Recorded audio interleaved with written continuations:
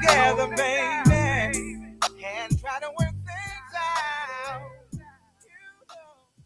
All right, y'all. Here we go. So I just want to talk about come on for a few minutes and just talk about some things that you may hear that's going on in the streets out here when you have it's our young people. Let's put it like that. Let me just back up. Let me just be honest about that. It's with our young people here. How can we how can we transcend our young people into believing that some of the things that they got going on, how they can just be, more relevant in the everyday walk. And we got these parents sometimes that's not being true to their kids. And we're gonna have a guest on with us in a few minutes. She's gonna be on with us for a few minutes. She won't be on long. But parents, when you know what your kids out here doing and you do nothing about it, you say nothing to the kids.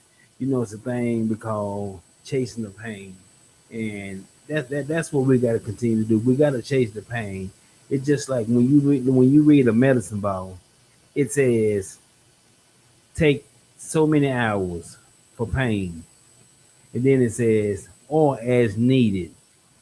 And that's the thing. As we chase the pain, we understand that once we chase the pain when it comes to our kids, we're actually keeping our kids accountable and they have a clear cut understanding as to which direction they're gonna go. And we just have to just do our part and I consider myself in the fight. And for those that's out here that's say they in the fight, let's talk about it today here. I'm we're gonna have a call. We're gonna have a call here. Let me reach out to the caller here and see if we get the call on with us here. Yeah, bear with me 1 minute here. Hi, this is Annette. Hey, Miss Annette, how you doing? Hello. Okay, can you hear me, Miss Annette? Can you hear me? Oh, barely. How about now? Oh, okay. Can you hear me now? We'll make it work. How about now? You're still like whispering, but I can hear you.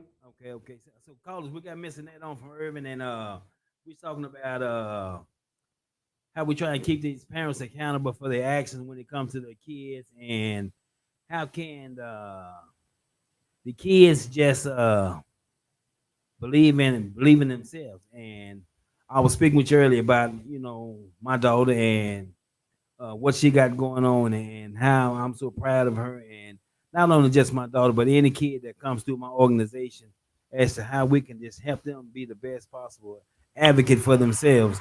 So, Miss, I just want to ask you, just give me. I won't keep you on long. Just give me your take. Well, speaking from being an auntie, I got some feedback. I do have I'm on a speakerphone, so Okay.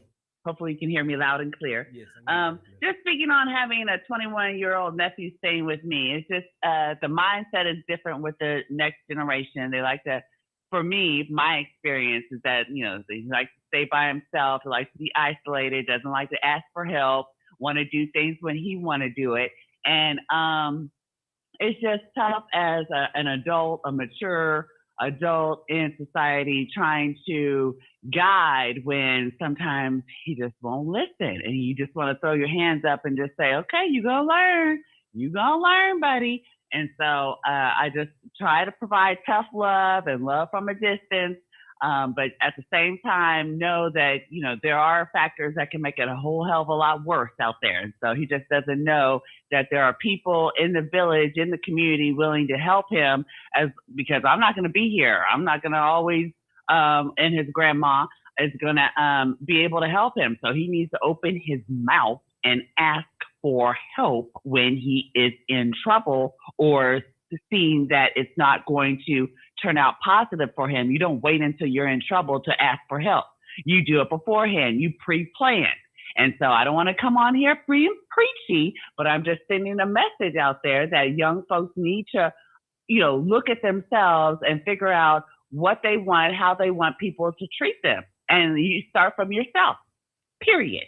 Gotcha, gotcha. So with that being said, hearing everything that you're saying there, what do you think about some of these young parents when it comes to their parenting? Not saying that we question their parenting skills, but we all know that some of these parents they need help, and they think they got it all figured out with their parenting skills. And one of the things is that if they don't know something, they don't ask. They just assume that they got it right, and then Hmm. when it hits the fan and the fingers are pointed at them, then they got this look on their face and they don't know how to just transcend what happened yesterday until today. So, what would you say to some of those young parents? I mean, and I understand your circumstances when it comes to parenting.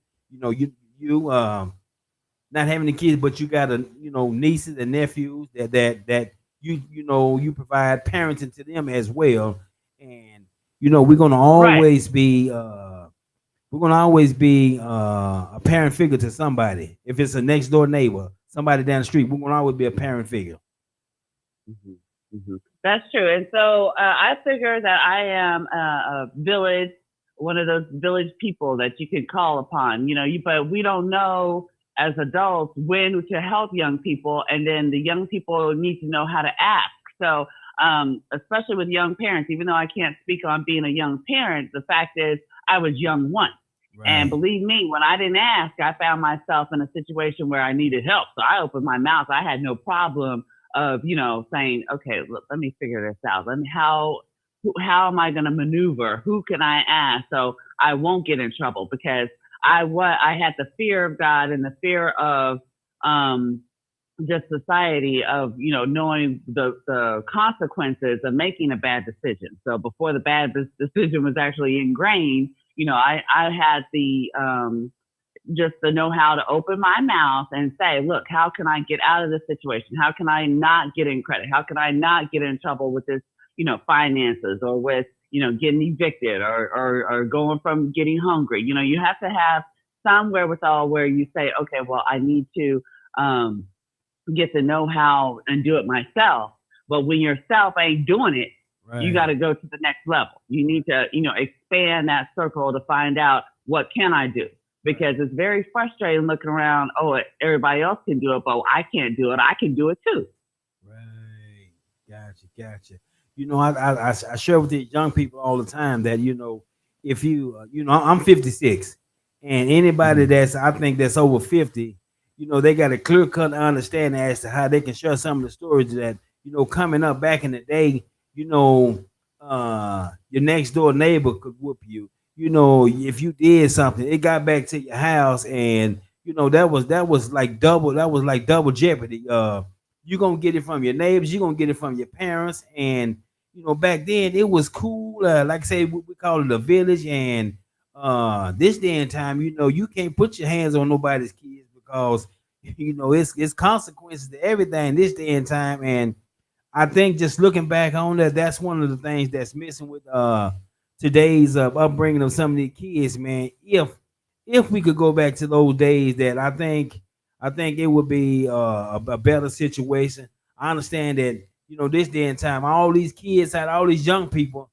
Everybody got a gun, seems like. And I was having a conversation on last night, and I think if we just show these young people that there is no fear, or we stop glorifying and talking about the things that these young people are doing out here in the street. Because when they know that people are glorifying and talking about what they're doing, then they're going to keep it going. But if you just ignore them and act like you don't see what they're Right. doing, they'll tone that down a whole lot. But we got to show, as a community, you have to take back over your community. um you got to look at it like this. Say you got police is only can do so much, and we have to say to ourselves, it's all on us, man. We got to look at it as nobody's gonna save us. We got to save ourselves, and as a community, we got to step in and say, hey, we're gonna take back over our community. And that goes for anybody in our community that's doing wrong. We're gonna take it back over, and we're gonna hold you accountable for everything that you do. So I think that's one of the things that we got to do. Well, And that part right there, holding people accountable. That's where you see a lack of discipline and a lack of just a maturity, because you're going to find out the hard way, and they're going to show you, they, meaning the ones that aren't in the community, what they feel about you and how they feel about you. So you can start in your own community, your own household first. Respect each other, Right. and we talked about that briefly a little bit. But just the fact that, show your respect to yourself, your body, your mind, and be able to be a friend, a mature neighbor, someone that someone can call on you, not someone that is, don't look at him. Here he come. He a thief. He gonna steal your stuff. Put your stuff away where nobody wants to be around you. Right, right. And it's all on you because that is the picture that you painted of yourself, and it's it goes back to the way that you conduct yourself. And Mm-hmm. if it's something that you don't know, if it's some help that you need, or whatever the case may be, like I said, only ignorance if you don't ask. And if it's something you don't know, ask somebody, because I can assure you, if you ask, somebody be willing to help you and show you, guide you, and mold you. Or just at nighttime, just when you pray about it, just ask God to guide your steps and help you get to the next. And it be considered a done deal. Right, right. And then just another, not to be, superficial about it or phony about it, but if you want to ask somebody and really get their advice, you can just start off by saying, I'm asking for a friend.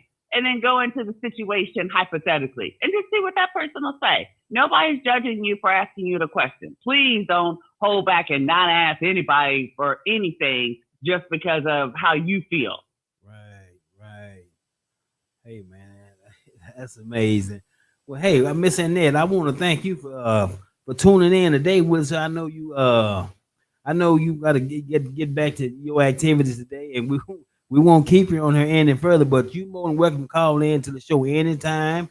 And if Oh, thank you. you got some content you wish to talk about, hey, just you got the number, just call in and then just come on, let's be a part of the show. And so any listeners that are listening to the show, you want to chime in, they call in 214-254-0221, and hey, you can be a part of the show this Yay. evening, and we'll go from there.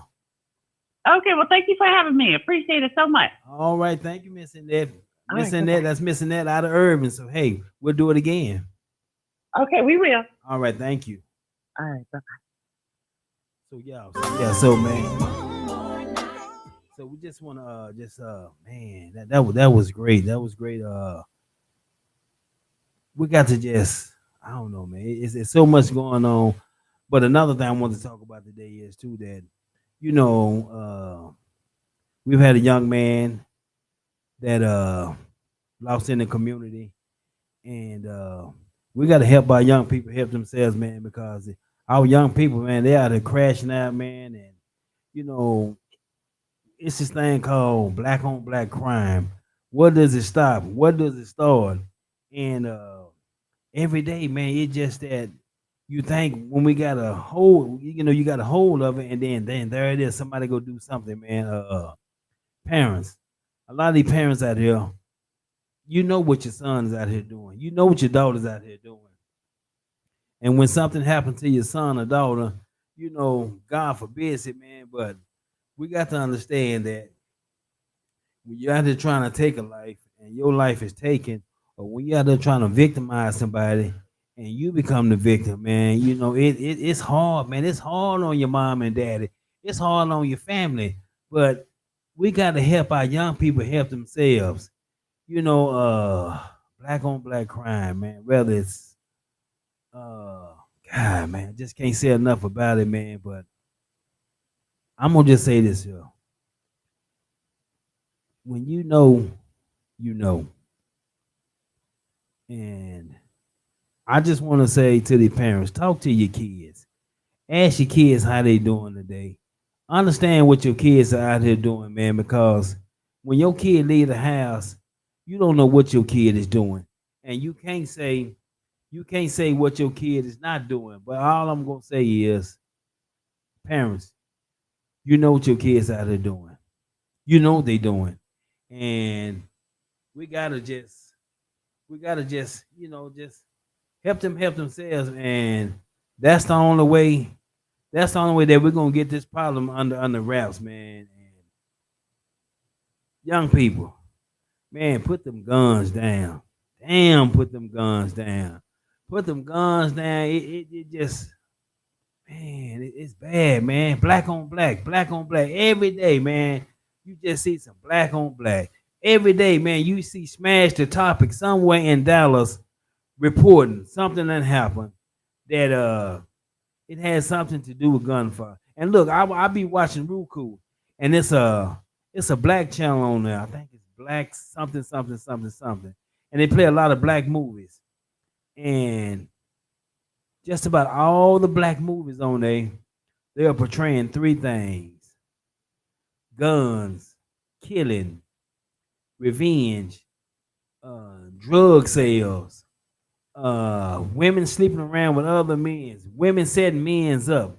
And these are movies that's made, man. And it's bad enough, in some of the rap music, you got you got you got some of this stuff going on in rap music, and it's sending a signal too. And man, we just got to do it. We got to do a better job. We got to do a better job, and that's the only way that we're gonna get it done, man. I'm gonna see if I can get another call on here with us here. Oh, y'all bear with me 1 second. Let me see if I can get this caller to chime in here. See if I can get him on here. Hold on 1 second here.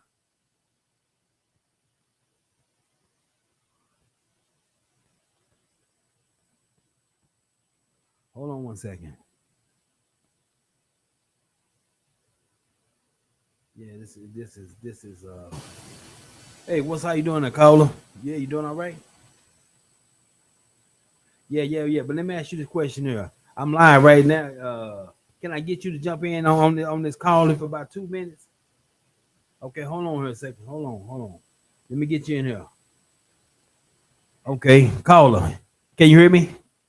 Yeah, I hear you. Okay. So what I'm talking about here, man, is right now is kind of go back to kind of what we talked about earlier, man, and the last night. But I want to talk about this black on black crime right quick, and how some of these people, sometimes not having a father figure, and your kids come up and they kind of steer in the wrong direction, and a lot of single parents, they know what their kids are out there doing, and sometimes the kids are out there trying to victimize somebody, and they become the victim, or they become victimized. And uh just your take on it.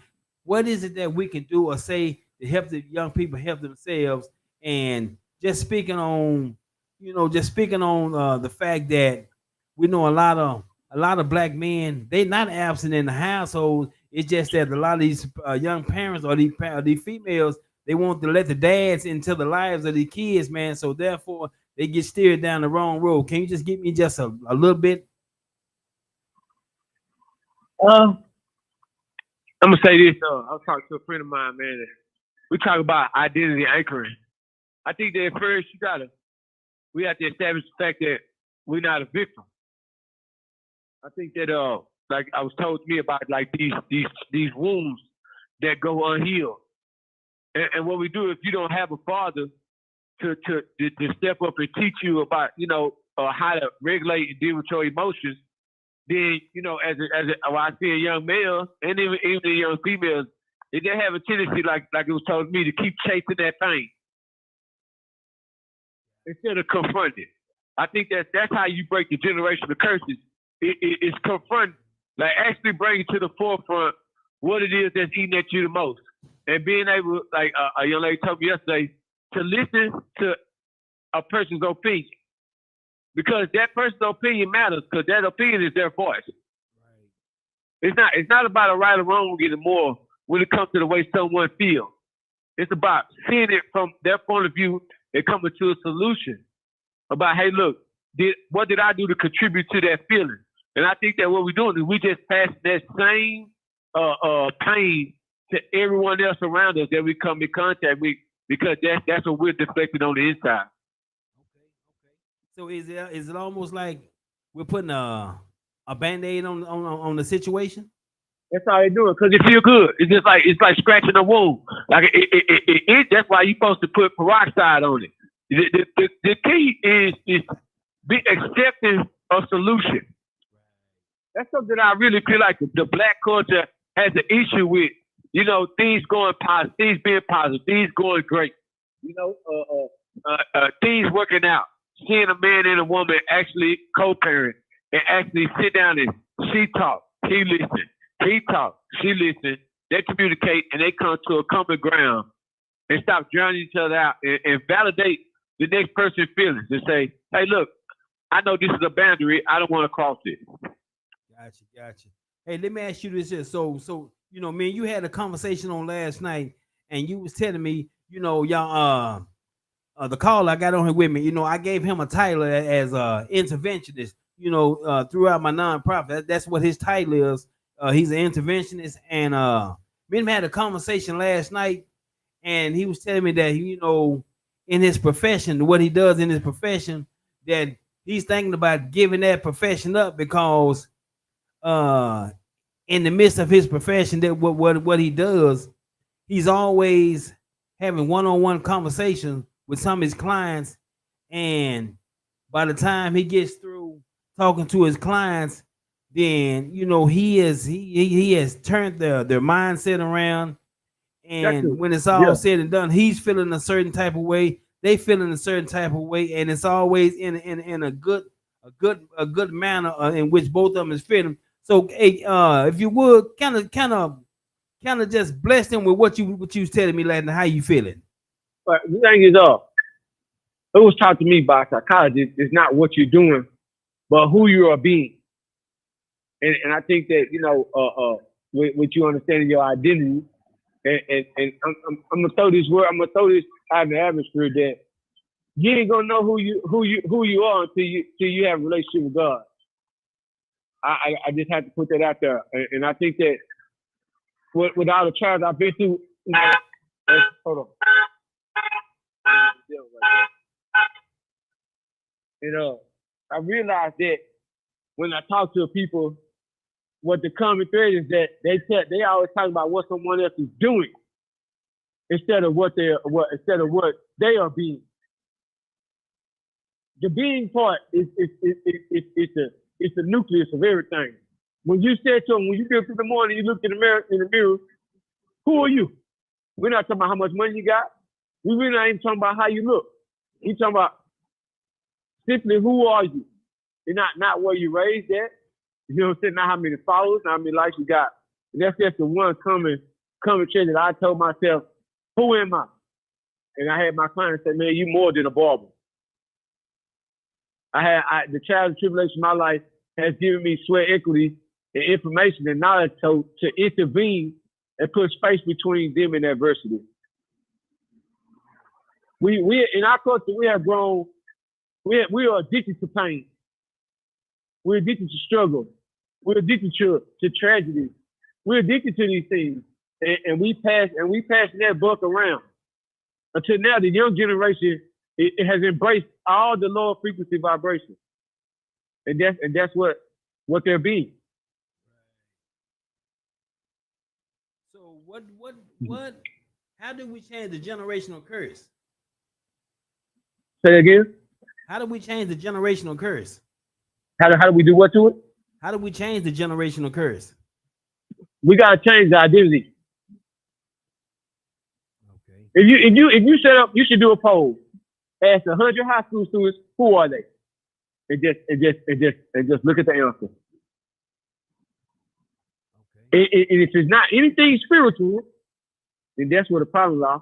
In the foundation of thought process, when they look at themselves and the parents, if you're not speaking life, I just thought about this a while ago. If you're not speaking life, what you speaking for? If I can't speak life into my partner, what I'm speaking for? Right. So, you know, I think like if you take a little kid or a child and they're not getting life spoken to them at home, now here comes the exploitation. So this child is believing something that's not even true based on the trauma of the parents. And that child will go around the earth thinking that they something they not.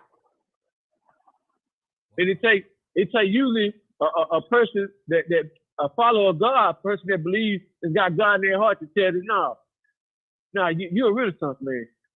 You this. You're an interventionist.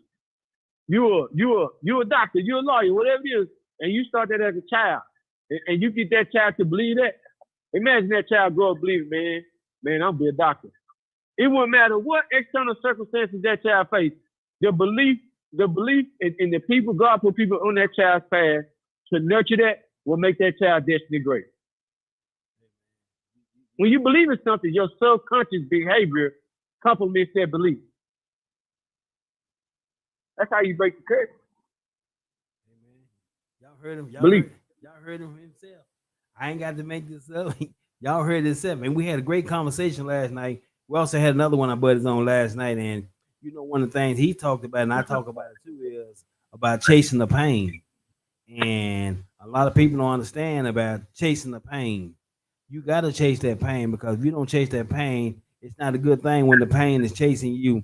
And some might not understand. And I got one of the analogies that I use all the time is, like I say, just look at prescription bottle, and it tells you, take as needed, take every 4 hours for pain, or as it's needed. And that's the same thing, that when it comes to chasing that pain, man, it's not a good feeling when that pain is chasing you. And that's just the bottom line. I think we lost a caller, but hey, man, it's just one of them things, and we're just gonna try to be the best that we can possibly be with the circumstances that arises from everything that we talk about. And I just wanted to come on today for a few minutes and just express and just talk about everything that's going on. And it's an uphill battle, and we definitely got to just try and do our part, and just understand the magnitude of everything that we face with on a daily basis. And it's trending, and we just going to just try to be the best advocate that we can be for ourselves. And just keep doing what we got to do on a daily basis. So yeah, man, I want to thank everybody, man, for listening in, man. I want to thank a caller. That's Mr. Webgroom himself, what we just got through talking to. I want to thank Miss Annette up in Irving for being a part of the show today. And I just wanted to come on for a few minutes, and I just want to just tell some of the parents out there, understand what your child is going through. Understand as to everything that's going on out here in the streets, and how we just gotta just kind of help our kids out, man. Because if we don't, we gotta help them help themselves. And we just gotta do it. And there's no excuses. There's no excuses at all. You had this one chance So to win back the love of your life. that's that, man. But hey, man, I just want to come on for a few minutes. Definitely get ready to get up off here, and Check this out. hey, man, we'll get up out of this. So hey, here's Mr. Willie K. Conditionally, and I'm gonna take us out with himself. About you and me, the way it is, and the way it Thanks for used listening to again. be. That's a great podcast too. Now if I could only hold you in my arms again, never would I ever lose your love. 'Cause honey, I love you unconditionally. Oh, I love you, girl, unconditionally. Oh, I love you, baby, unconditionally.